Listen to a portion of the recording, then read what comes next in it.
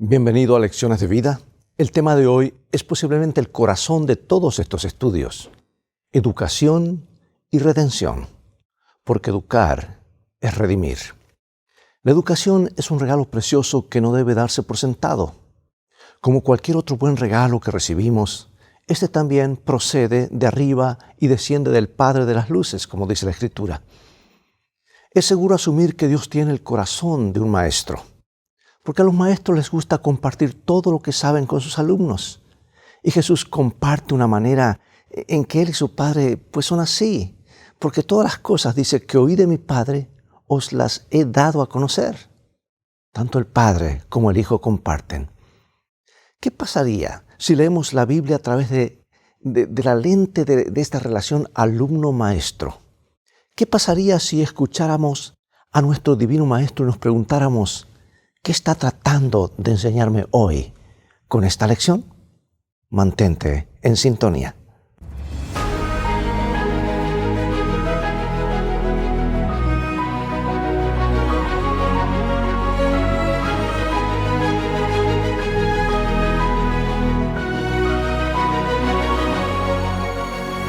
El versículo central de este estudio está en 2 de Timoteo, capítulo 3, versículo 16.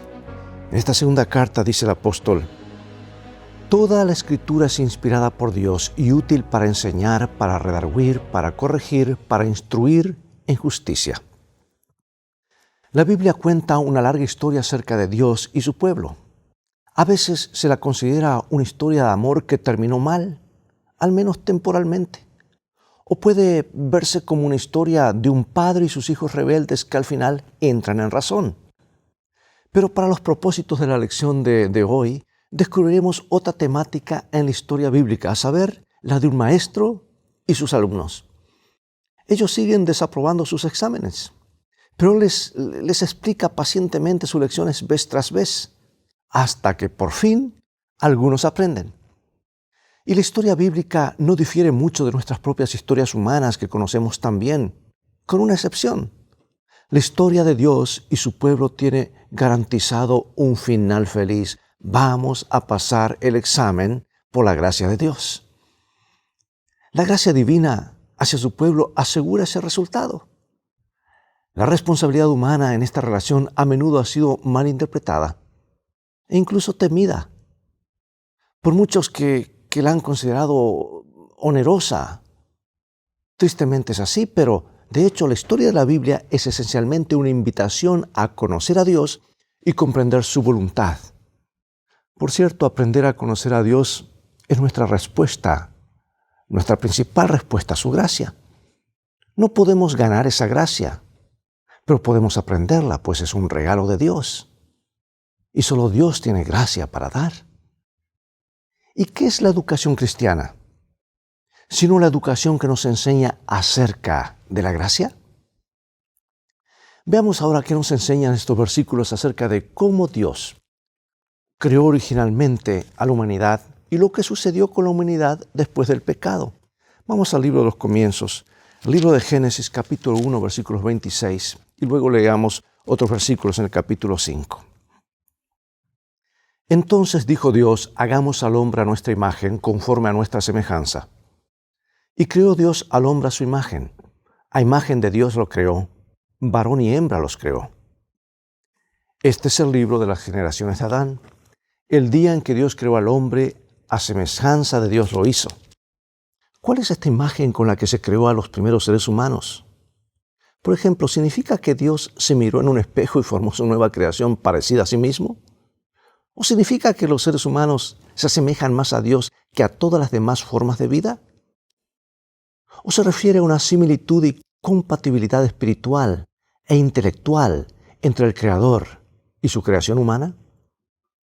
Las Escrituras no dan ninguna explicación precisa de esta expresión, a pesar de que los eruditos han extraído de las Escrituras muchas interpretaciones de lo que podría significar. Sin embargo, podemos ver que después del pecado esta imagen cambió, fue distorsionada. Razón por la cual Ellen White escribió que el objetivo de la educación es restaurar en el hombre la imagen de su Hacedor. O sea que perdimos algo. Algo fue cambiado. Por eso surge la pregunta: ¿Cómo puede la educación lograr un objetivo tan notable? En primer lugar, debemos recordar que Dios hizo que tuviésemos una relación con Él, algo similar a lo que hacen los padres con sus hijos. Nos hizo a su imagen, de la misma manera en que los padres humanos tienen hijos a su imagen, para que Él pudiera educarnos como hijos suyos que pertenecen a su familia. El Señor se puede comunicar con nosotros y formar una relación duradera con nosotros. Por ende, la imagen de Dios es más una imagen mental que permite que dos seres humanos, uno divino y otro humano, tengan una convergencia de ideas. Y eso nos hace diferente de los animales, porque es el uso de la razón, esta parte de nuestro cerebro, lóbulo frontal que nos permite comunicarnos con Dios. Y esto es precisamente lo que sucede en la educación. Primero en el hogar, entre padres e hijos, y luego en la escuela cuando los maestros se hacen cargo de la obra educativa. Evidentemente Dios planificó este proceso de educación, que conocemos tan bien, cuando al distinguirnos de muchas otras formas de vida nos hizo a su imagen. Lo hizo para poder enseñarnos y para que podamos aprender de Él, hasta que su imagen, o sea, su mente se refleje en la nuestra. La historia de la redención es una historia de educación desde la creación hasta la encarnación y desde la encarnación hasta la recreación. Dios es un maestro y el cielo es una escuela por la eternidad. Si es así, entonces surge la pregunta, ¿cuáles son las implicaciones de este pensamiento para nuestro compromiso con la educación cristiana en el hogar, en la iglesia y en la escuela, en la universidad y durante toda la vida? Bueno, la Biblia usa muchos términos para describir a Jesús. Él es el Hijo de Dios, el Mesías, el Hijo del Hombre, el Salvador, el Redentor, el Señor, el Cordero de Dios, por mencionar solamente algunos de los títulos que se le da. Pero para quienes lo conocieron mejor durante sus más de 3 años de ministerio público en Judea y Galilea, era un maestro. Lo llamaban maestro, ¿recuerdas? O rabí. Ambos significan lo mismo, a saber, maestro. Por lo tanto, la profesión docente y la obra de enseñanza debieron haber sido una forma particularmente adecuada para que Jesús llevara a cabo su ministerio público. Y esto me lleva, amados, a otro punto. Nosotros, los pastores, los líderes, debemos ser maestros para educar en los principios de la palabra de Dios. Por eso los sermones deben ir más allá de la parte emotiva, que es importante, por supuesto. Debe haber una parte didáctica. La gente tiene que aprender algo cada sábado de lo que dice el gran maestro a través del manual, la Biblia. O sea que de alguna manera, la obra de Jesús, su obra de redención es similar a la obra de enseñanza. Y nosotros como reflectores de ese maestro, como submaestros, por decir así, maestros que estamos tomando lugar aquí en la tierra, debemos usar el mismo método, ser didácticos. Es más, el profeta evangélico lo predijo. ¿Por qué digo profeta evangélico? Porque así se le llama a Isaías. En Isaías capítulo 11, versículos 1 al 9.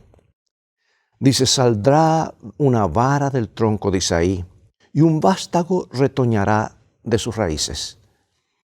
Y reposará sobre él el espíritu de Jehová, espíritu de sabiduría y de inteligencia, espíritu de consejo y de poder, espíritu de conocimiento y de temor de Jehová.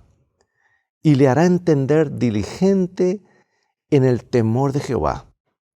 No juzgará según la vista de sus ojos, ni arguirá por lo que oigan sus oídos. Esta es una de las profecías mesiánicas más sorprendentes de las Escrituras, porque retratan al Mesías venidero en términos educativos. Alguien que aporta conocimiento, consejos, sabiduría y entendimiento. Todo el pasaje concluye con esta notable promesa. Dice, la tierra será llena del conocimiento de Jehová como las aguas cubren el mar. Quizá esas enseñanzas de las Escrituras fueron las que inspiraron a Elena de White en su libro La Educación a señalar que la obra de la educación y la obra de la redención son una. Nicodemo se dirigió a Jesús como un rabino y además identificó que los dones de la enseñanza de Jesús provenían de Dios. Debido a las señales que Jesús realizó, sus milagros y sus revelaciones sobre el significado de la vida, indudablemente Jesús reconoció el origen de sus dones de enseñanza, si bien no es el título que le dio, cuando respondió a Nicodemo que debía nacer de nuevo para ver, o sea, comprender y entrar en el reino de Dios. Y esto significa que la autoridad para enseñar a los demás, incluso en el caso de Jesús, proviene de Dios. ¡Qué sagrada responsabilidad! La enseñanza lo cubre todo, lo abarca todo. Sin duda la enseñanza es un don de Dios, amados. Es recomendado por Dios, fue adoptado por Jesús, y quienes reciben la enseñanza reconocen que tienen autoridad divina. Vayamos al manual de la verdadera educación, 2 Timoteo 3:15 al 17. Y que desde la niñez has sabido las sagradas escrituras, las cuales te pueden hacer sabio para la salvación por la fe que es en Cristo Jesús. Toda escritura es inspirada por Dios y útil para enseñar, para redarguir, para corregir, para instruir en justicia, a fin de que el hombre de Dios sea perfecto, enteramente preparado para toda buena obra. Bueno, repasemos la escritura de tapa a tapa. La palabra para la primera parte de la Biblia, la Torá, a veces se traduce como ley, en parte porque hay muchas leyes en estos libros, además están los 10 mandamientos, la ley moral de Dios. Pero Torá significa realmente enseñanza o instrucción. Y esta interpretación es muy diferente de lo que muchos piensan que es la ley en la Biblia. Las normas y reglamentos que debemos seguir para contar con la buena voluntad de Dios, por supuesto que están allí, pero son para nuestra enseñanza. La ley es un material didáctico que nos enseña a vivir en forma exitosa y segura una relación de pacto con Dios, que Él tuvo en mente ya al crearnos, ¿verdad? Y las siguientes partes de la Biblia hebrea, los profetas, informan de cuánto éxito el pueblo de Dios dominó este material didáctico y lo puso en práctica. O sea, los profetas primeros, los libros históricos, los primeros profetas. Y lo que debería haber aprendido de este material didáctico el pueblo, o sea, los profetas posteriores. La parte restante del Antiguo Testamento, llamada escritos en hebreo, está llena de ejemplos de maestros y alumnos exitosos y no tan exitosos, junto con sus experiencias educativas. Ejemplos de éxito educativo están en los libros de Esther, Ruth, Daniel, Job. Y entre los fracasos están los 4 amigos de Job. Así que, por supuesto, el libro de Salmos es un himnario, pero este incluso tiene al menos 3 salmos educativos, que son el Salmo 1, el 37 y el 73. Repito, Salmo 1, 37 y 73. Los evangelios abundan en materiales destinados a fines educativos, especialmente en las parábolas de Jesús. Y muchas de las cartas de Pablo comienzan con una fuerte proclamación del evangelio, pero terminan con material educativo, o sea, lecciones prácticas sobre la vida diaria de los cristianos. Y el libro de Apocalipsis está lleno de material educativo. Por ejemplo, toda la información o el desarrollo del futuro de la Iglesia de Cristo se revela en un libro que solo el Cordero de Dios, Jesús, el gran Maestro, puede abrir. Como dijo el apóstol, las cosas que fueron escritas para nuestra enseñanza fueron escritas a fin de que no repitamos la historia triste que algunos repitieron, sino que sigamos el ejemplo de aquellos que fueron triunfadores, ¿verdad? Las palabras escuela, estudio y educación se entienden claramente en la actualidad, pero no son muy comunes en la Biblia. Hay una palabra, sin embargo, que lo describe y es sabiduría, sabio, que esa palabra sí es mucho más común. Por ejemplo, el Antiguo Testamento menciona a hombres y mujeres sabios. En otro lugar dice entendidos. Y el rey Salomón se destaca como un hombre muy sabio que habló con autoridad sobre la vida animal, vegetal y compuso proverbios con gran sabiduría, es decir, como hombre culto. Fue educado, en otras palabras. Y según la Biblia, la sabiduría es muy semejante a nuestra educación actual. Es algo que uno aprende de padres y maestros y de la experiencia de la vida, por supuesto, especialmente de joven, porque a veces como jóvenes, recuerdo aquellos días, tratamos de llevarnos el mundo por delante, pero luego reflexionamos y la experiencia nos va mostrando un camino real, un derrotero seguro a seguir. Pero en realidad una persona acumula sabiduría a lo largo de la vida. Y la sabiduría nos ayuda a vivir de manera responsable y en beneficio de los demás. Y también nos ayuda a protegernos de la desgracia.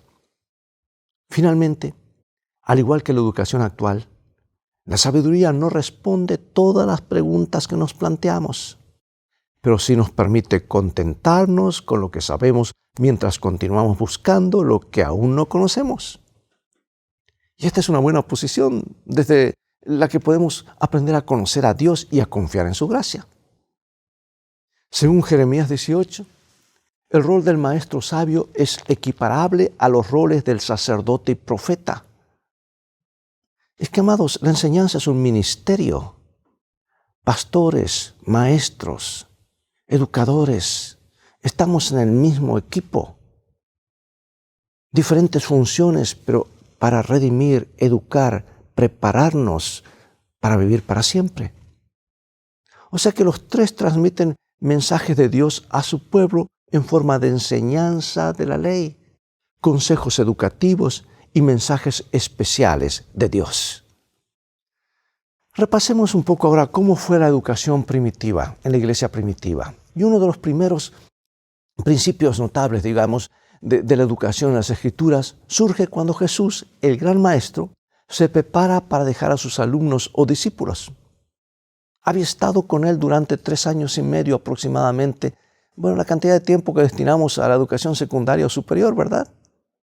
Y al analizar cualquiera de estos periodos, según la persona, los estudiantes a menudo consideran que están listos para valerse por sí solos. O sea, se han graduado, por decir así. Pero Jesús sabía más y por eso proporcionó a sus seguidores educación continua bajo la tutela del Espíritu Santo.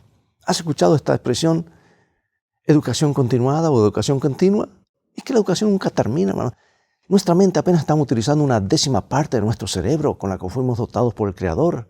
Y aún bajo el pecado tenemos capacidades increíbles que ir desarrollando, pero el Espíritu Santo debe ser nuestro guía de educación continuada.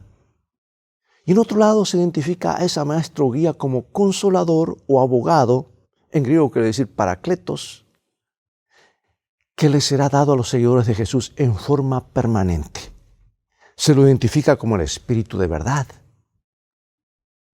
Si bien el Espíritu Santo no se identifica como educador, la obra del Espíritu indudablemente es educativa, especialmente en lo que respecta a buscar y encontrar la verdad. Veamos qué nos dice Pablo. Primera carta a los Corintios, capítulo 2. Dice: así que, hermanos, cuando fui a vosotros para anunciaros el testimonio de Dios, no fui con excelencia de palabras o de sabiduría, pues me propuse no saber entre vosotros cosa alguna sino a Jesucristo y a este crucificado. Y ni mi palabra ni mi predicación fue con palabras persuasivas de humana sabiduría, sino con demostración del Espíritu y de poder. Sin embargo, hablamos sabiduría entre los que han alcanzado madurez y sabiduría, no de este siglo, ni de los príncipes de este siglo que perecen, mas hablamos sabiduría de Dios en misterio, la sabiduría oculta, la cual Dios predestinó antes de los siglos para nuestra gloria. Pero Dios nos la reveló a nosotros por el Espíritu, porque el Espíritu todo lo escudriña, aún lo profundo de Dios.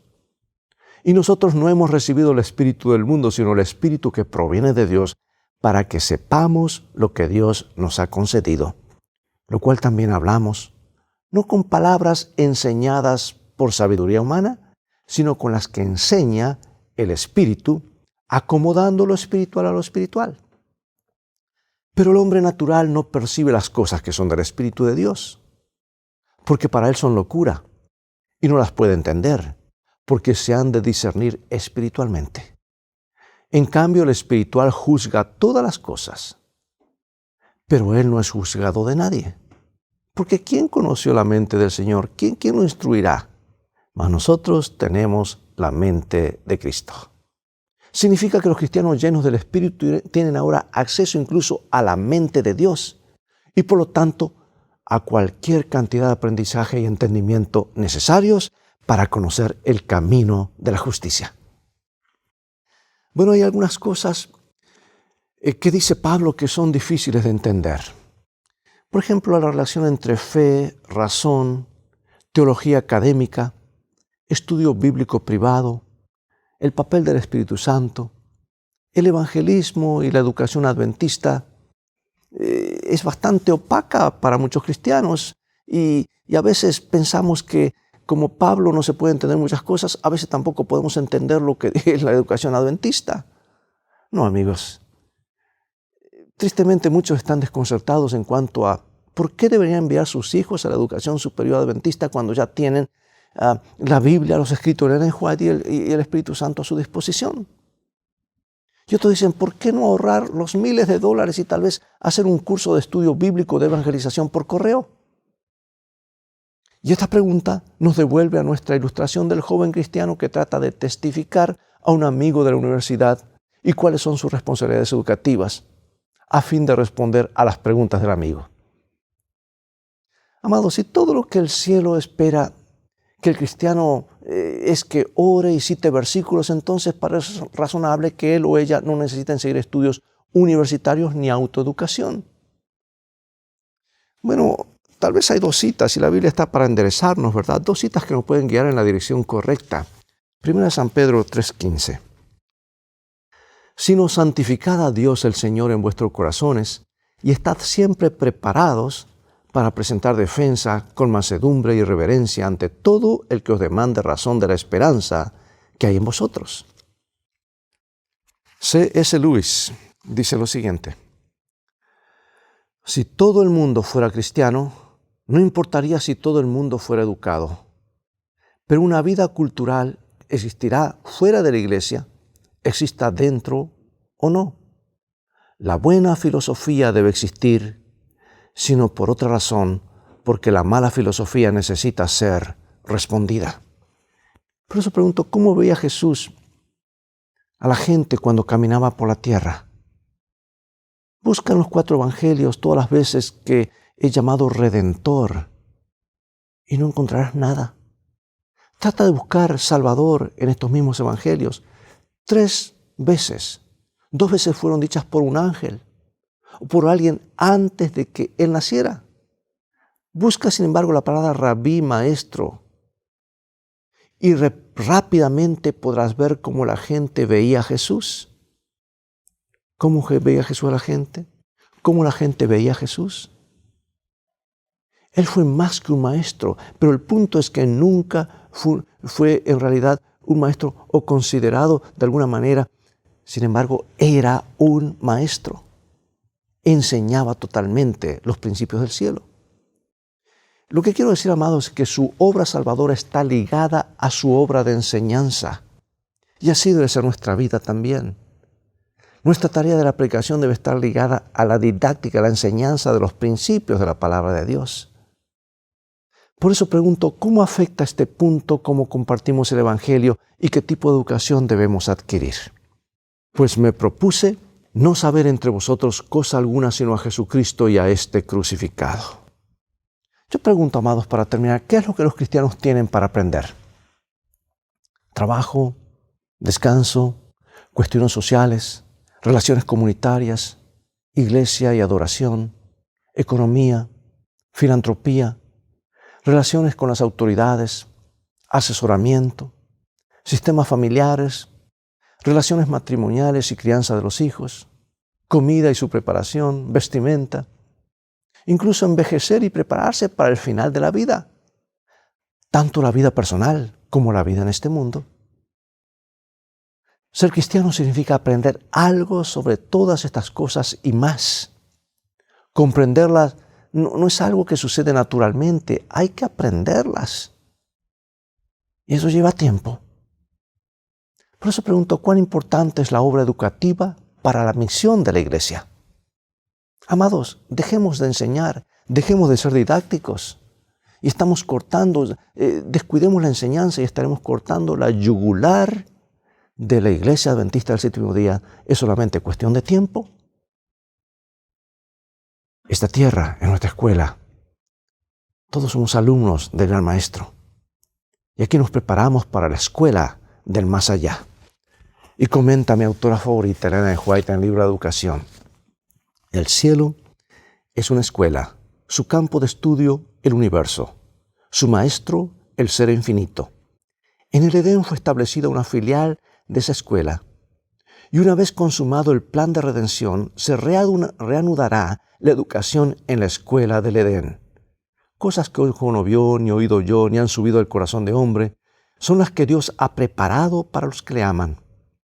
Solo por medio de su palabra se pueden obtener el conocimiento de estas cosas, y aún así se obtiene solo una revelación parcial. Entre la escuela establecida al principio en el Edén y la escuela futura, se extiende todo el período de la historia de este mundo, historia de la transgresión y el sufrimiento humano, del sacrificio divino y de la victoria sobre la muerte y el pecado. En la escuela de la vida futura no se hallarán todas las condiciones de la primera escuela del Edén. Ningún árbol del conocimiento del bien y del mal ofrecerá oportunidad a la tentación. No hay allí tentador ni posibilidad de injusticia. Todos los caracteres habrán resistido la prueba del mal y habrán dejado de ser susceptibles a su poder. Facultado otra vez para comparecer ante Dios, el hombre volverá a recibir enseñanza de Él como al principio. ¿Qué campo se abrirá allí a nuestro estudio cuando se descorre el velo que oscurece nuestra vista y nuestros ojos contemplen ese mundo de belleza del cual ahora tenemos apenas vislumbre? Oremos. Nuestro Padre Celestial, venimos a ti en el nombre de Jesús agradecidos por habernos enviado, Dios, al gran Maestro, Cristo Jesús. Queremos aprender de Él. Queremos no solamente beber de sus enseñanzas, sino aceptar su redención. Queremos también ser reflectores de lo que Él vino a hacer a esta tierra. Queremos seguir su ejemplo. Ayúdanos a enseñar como Jesús enseñó, siendo guiados por este bendito manual que es tu palabra. Sabemos que lo harás porque lo pedimos en el nombre de Jesús. Amén. Bien amigos, es todo el tiempo que tenemos por hoy. Ha llegado el momento de despedirnos una vez más y será hasta el próximo programa de la serie Lecciones de Vida. Invita a otros a sintonizar este canal y transfórmate tú mismo en un canal de bendiciones. Dios te bendiga y te guarde. Y recuerda, tú vales mucho para Jesús. Él te ama más de lo que puedes imaginar. Y si lo dudas, mira a la cruz del Calvario, el precio que fue pagado por ti. Maranata.